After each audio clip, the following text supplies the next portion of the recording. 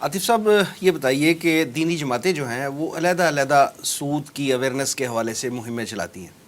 تنظیم اسلامی آج کل بھی جیسا کہ آپ نے بھی فرمایا کہ ایک ملک گیر سطح پہ اویئرنیس کی ایک مہم چلا رہی ہے سود کے خاتمے کے حوالے سے، لوگوں کا ذہن سازی کے لیے، اور اس حوالے سے ایک شعور جو ہے وہ اجتماعی شعور بیدار کرنے کے لیے مہم چلا رہی ہے.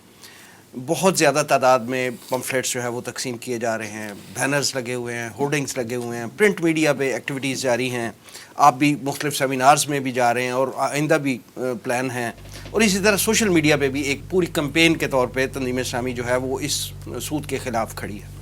آپ کیا سمجھتے ہیں کہ یہ دوسری جماعتیں بھی وقتاً فوقتاً، جماعت اسلامی ہے، انسداد سود ایک مہم ہے جو مولانا زاہد الراشدی صاحب کی قیادت میں چل رہی ہے، وہ بھی معاشرے میں جو ہے ایک رول ادا کر رہے ہیں اس حوالے سے،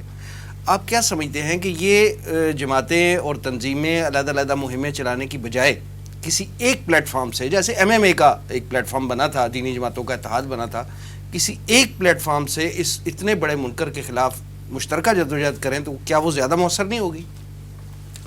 اس ضمن میں ذرا اگر آپ پس منظر ذہن میں رکھیں نا تو یہ بات آسان ہو جائے گی سمجھنی. پس منظر یہ ہے کہ ایک کیس فیڈرل شریعت کورٹ میں پچھلے بہت عرصے سے چلا ہوا ہے، لگا ہوا ہے،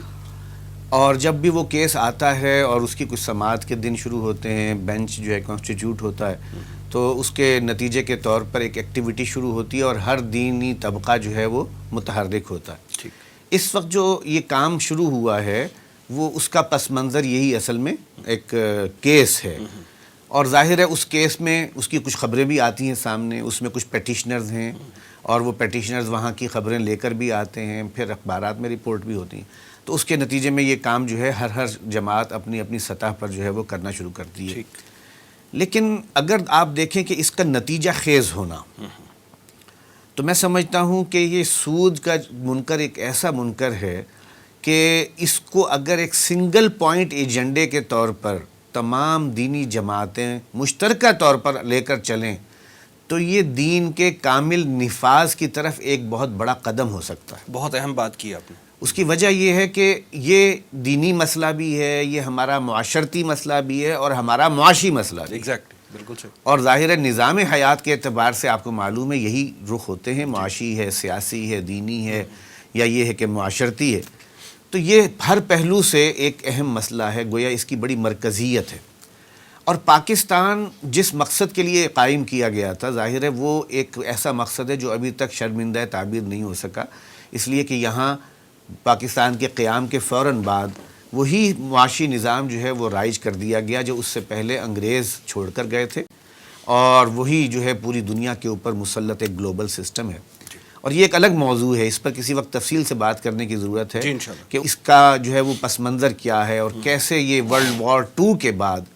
یہ مختلف ممالک جو آزاد ہونا شروع ہوئے ہیں ان میں یہ اکنامک سسٹم جو اس وقت جو ہے ویسٹ نے جو ہے تخلیق کر چکا تھا اور وہ رائج تھا بہت سے ملکوں میں، وہی اکنامک سسٹم جو ہے ان تمام ممالک میں رائج رہا، اور اس سے جو حکمرانی ایک ڈائریکٹ حکمرانی تھی ویسٹ کی مختلف ایسٹرن کنٹریز کے اوپر، افریقن کنٹریز کے اوپر، وہ حکمرانی ایک انڈائریکٹ حکمرانی میں تبدیل ہوئی. تو یہ ایک الگ موضوع ہے. لیکن اس بات میں کوئی شک نہیں ہے کہ پاکستان کے قیام کے فوراً بعد دیکھیے ورلڈ وار 2 جو ہے وہ ختم ہو رہی ہے 1945 میں، اور 1948 میں یعنی صرف 3 سال پورے نہیں ہوئے کہ قائد اعظم نے وہ تقریر کی ہے اسٹیٹ بینک کی عمارت کا افتتاح کرتے ہوئے جس میں واضح طور پر پچھلی تاریخ کو پیش نظر رکھتے ہوئے یہ کہا کہ یہ جو ویسٹرن اکنامک سسٹم تھا، جو یعنی جو فری مارکیٹ اکانومی کا کانسیپٹ، اس کے اندر لیسس فیئر اکانومی کا کانسیپٹ، اور پھر یہ ہے کہ اس میں کیپٹلزم کی جو عملداری تھی اور اس کے اندر سود کی جو عملداری تھی، ان ساری چیزوں نے دنیا کو سوائے ہلاکتوں کے اور کچھ نہیں دیا. اور ظاہر ہے وہ جو ہلاکتیں تھیں وہ ایک غیر معمولی تھیں جو کہ اس وار کے اندر ہوئی ہیں، فرسٹ ورلڈ وار اور سیکنڈ ورلڈ وار، اور اس کی اصل ریزنز تو اکنامک تھیں. لہذا انہوں نے جو تقریر کی ہے اس کے نتیجے میں تو ہونا یہ چاہیے تھا کہ ہم اپنی بنیادوں پر ایک ایسا نظام معیشت استوار کرتے جو اسلام کے جو اصول ہیں، اخوت کے اصول ہیں، بھائی چارے کے اصول ہیں، مدد کے اصول ہیں، وہ ان میں پرائمری ایک فیکٹر کے طور پر ہوتے، اور اس کے اندر سود کے بجائے ایک کاروبار اور شراکت اور جو ہے مضاربت یا لین دین کے جو بھی جائز طریقے ہیں وہی سارے کے سارے جو ہے وہ اپنائے جاتے اور اس میں lending on the basis of interest اس کا کوئی مقام نہ ہو. لیکن ہم اس میں ناکام رہے بری طرح سے, ہم نے وہ کام نہیں کیا. چنانچہ اس وقت تو اب میں سمجھتا ہوں پاکستان کو قائم ہوئے اب 72-73 برس یا اس سے بھی شاید کچھ زیادہ ہو چکے.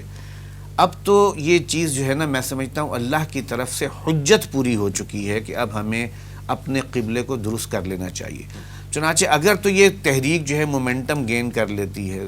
اور اس کے نتیجے میں ایک پلیٹ فارم اس کے نتیجے میں مختلف پلیٹ فارم سے کام کرنے والی تحریکات کنورج کر جاتی ہیں ایک پلیٹ فارم پر, تو میں سمجھتا ہوں کہ یہ اسلام کے نفاذ کے لیے ایک بہت پیش خیمہ بن سکتی ہے یہ تحریک, اور اسی کے ذریعے سے جو بقیہ جو شریعت کے جو تنفیذ ہے اس کی بھی راہیں کھلیں گی. اس لیے کہ یہ وہ منکر ہے جس نے سرایت ایسے کیا ہوا ہے کہ جیسے کہ کوئی کینسر سرایت کر جاتا, اور جب آپ اس کو اکھاڑنے کے لیے مل جل کر کام کریں گے تو باقی چیزیں تو بڑی چھوٹی چھوٹی ہیں, ان کے لیے کوئی بہت بڑی تگ و دو کرنے کی ضرورت نہیں ہوگی. سب سے بڑی رکاوٹ جو ہے اسلام کے نفاذ میں وہ یہی نظام معیشت ہے جو اس وقت ویسٹ نے ہمارے اوپر مسلط کیا ہوا. اسی سے ایکسپلائٹیشن ہو رہی ہے اور اسی سے جو ہے لوگوں کے اندر یہ احساس جو ہے وہ مر گیا کہ ہمیں کیا کرنا ہے, ہماری جو ہے دینی ذمہ داریاں کیا ہیں. تو اس کو دوبارہ اس ذمہ داری کے شعور کو دوبارہ جو ہے زندہ کرنے کی ضرورت ہے, اور مل جل کر اس میں انشاءاللہ جو برکت ہوگی کام میں وہ یقیناً غیر معمولی ہوگی.